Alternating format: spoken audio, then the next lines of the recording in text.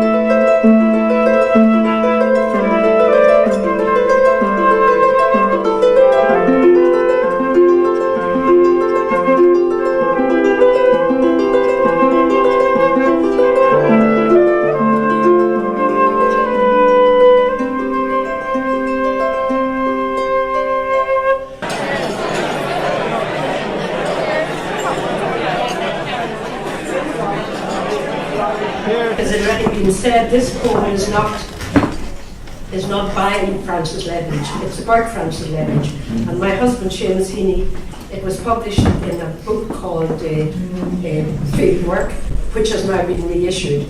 And it was prompted by his memory. It moves through many time scales. It was prompted by his memory of walking with his aunt in Port Stewart when he was about 6 or 7, and seeing the big, beautiful, and it's an amazing memorial to the First World War. 20 people from Port Stewart died, and public money, £800 sterling in 1920 is a lot of money, and they have raised this memorial. So Seamus is remembering himself walking with his Aunt Mary on Port Stewart.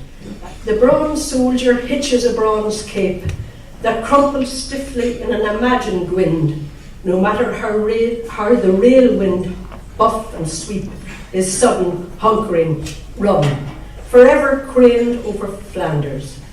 Helmet and haversack, the gun's firm slope from butt to bayonet, the loyal fallen names on the embossed plaque. It all meant little to the worried pet I was in 1946 or 7, gripping my Aunt Mary by the hand, along the Port Stewart prom, then round the crescent, to thread the castle walk out to the strand. The pilot from Coleraine sailed to the coal boat. Courting couples rose out of the stooped dunes. A farmer, stripped to his studs and shiny waistcoat, rolled the trousers down on his timid shins. At night, when coloured bulbs strung out the seafront, country voices rose from the cliff-top shelter with news of a great litter. We'll pet the runt, and barbed wire that had torn a Frisian's elder. Francis Ledwidge, you courted at the seaside beyond Drogheda one Sunday afternoon. Literary, sweet talk, countrified.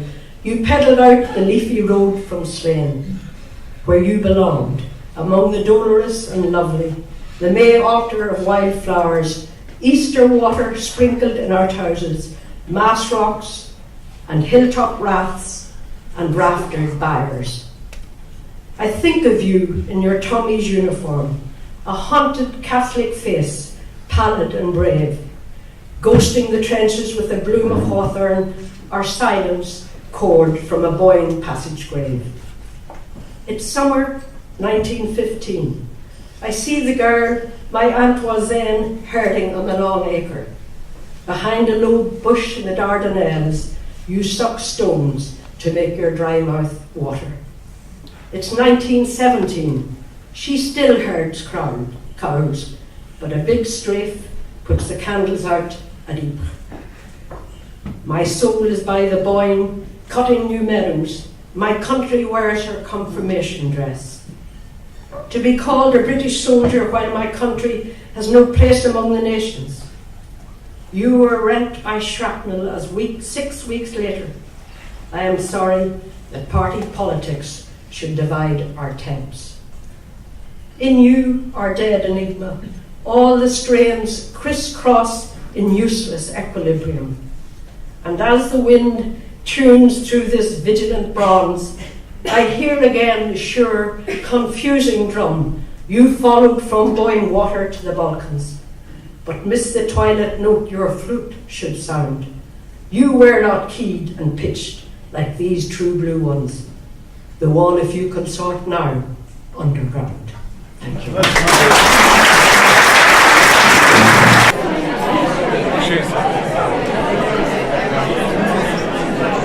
This poem is called To One Who Comes Now and Then. He wrote this poem about his lifelong friend, Matty McGuinness.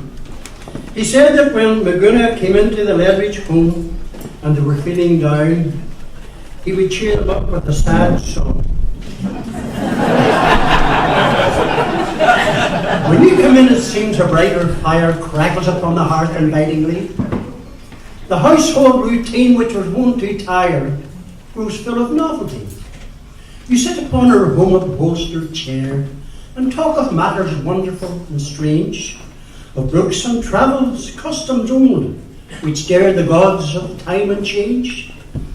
Till we within our word or care refute, laughing at this our bosom yet assails, while there are maidens dancing to a flute in Andalusian veils. And sometimes from my shelf of poems you take, and secret meanings to our hearts disclose, as when the winds of June the mid-bush shake, we see the hidden rose. And when the shadows muster and each tree a moment flutters, full of shutting wings, you take the fiddle and mysteriously wake wonder on the strings. And in my garden, grey with misty flowers, low echoes fainter than a beetle's horn fill all the corners with us like sweet showers of bells in the hour's morn. Come often, friend, with welcome and surprise, we'll greet you from the sea or from the town. Come when you like, and whatever skies above you, smile or frown. Thank you.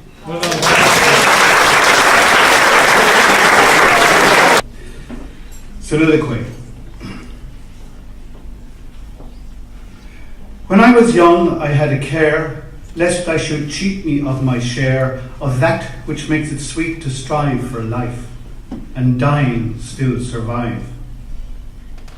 a name in sunshine written higher than lark or poet dare aspire. But I grew weary doing well, besides 'twas sweeter in that hell, down with the loud banditti people, who robbed the orchards, climbed the steeple for jackdaws' eggs, and made the cock crow ere 'twas daylight on the clock. I was so very bad, the neighbours spoke of me at their daily labours. And now I'm drinking wine in France, the helpless child of circumstance. Tomorrow will be loud with war. How will I be accounted for? It's too late now to retrieve a fallen dream, too late to grieve a name unmade, but not too late to thank the gods for what is great. A keen-edged sword, a soldier's heart, is greater than a poet's art. And greater than a poet's fame, a little grave that has no name, whence honour turns away in shame. Thank you.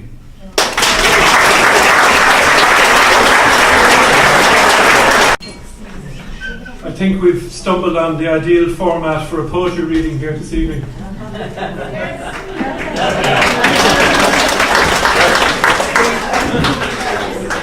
The only problem is, at this stage, I don't know whether the food is following the poetry or the poetry is following the food. So his own poem, which is all about equilibrium as well, The Wife of Lou.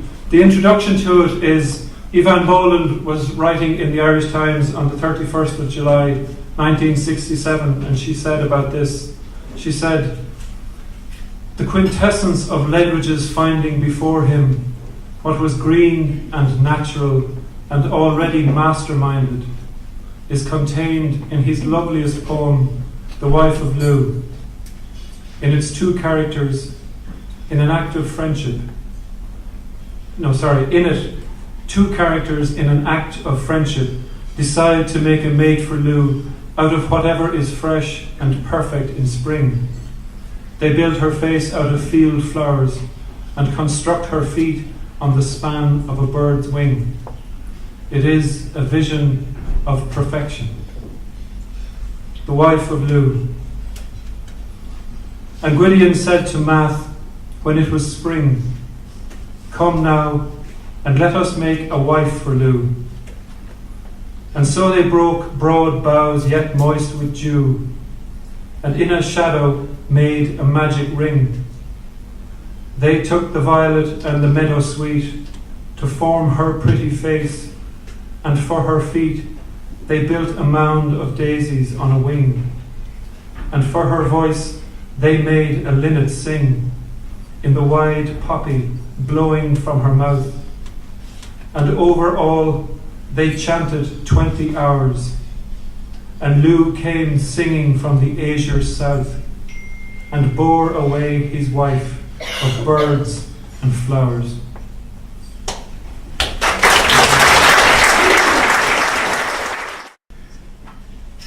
Where Aegean cliffs with bristling menace front the threatening splendour of that Ily sea, lighted by Troy's last shadow. Where the first hero kept watch and the last mystery shook with dark thunder. Hark, the battle brunt. A nation speaks, old silences are burst. Neither for lust of glory nor new throne this thunder and this lightning of our wrath waken these frantic echoes. Not for these our cross with England's mingle, to be blown on Mammon's threshold. No, we but war when war serves liberty and justice, love and peace. Who said that such an emprise could be vain? Were they not one with Christ who strove and died? Let Ireland weep, but not for sorrow. Weep that by her sons a land is sanctified for Christ's arisen, and angels once again come back like exiled birds to guard their sleep. And I can think of no more apt introduction than the words of St. Augustine. The dead are not gone. We just don't see them. He will not come, and still I wait. He whistles at another gate where angels listen. Ah, I know he will not come. Yet if I go, how shall I know he did not pass barefooted in the flowery grass? The moon leans on one silver horn above the silhouettes of morn, and from their nest sills finches whistle, or stooping pluck the downy thistle. How is a morn so gay and fair without his whistling in its air? The world is calling. I must go. How shall I know he did not pass barefooted in the shining grass? Eyes. I feel the warm hand on my shoulder light. I hear the music of a voice that words the slow time of the feet. I see the white arms slanting and the dimples fold and fill. I hear wing flutters of the early birds. I see the tide of morning landward spill.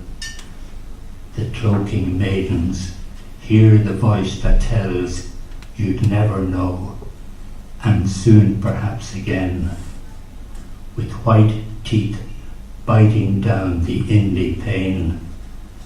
Then sounds of going away and sad farewells.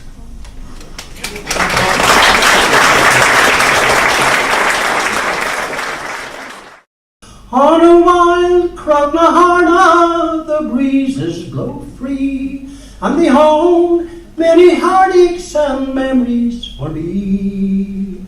Oh, my prince and my poet, you'll always remain, my beautiful Francis, my blackbird of Slane. All these words left unwritten, those songs left unsung, Don City's bright star from the heavens has gone, and the champion of champions most men like to be lie far from the fair hill and the moorlands of Meath. All these are the woods and the waters I love, and there lies this town on a hillside above. And around in each field, in each green country lane, beats the heart of my hero, my blackbird of Slane. On a wild Croagnaharna the breezes blow free, and they hold many heartaches and memories for me. Oh, my prince and my poet, you'll always remain, my beautiful Francis, my blackbird of Slane.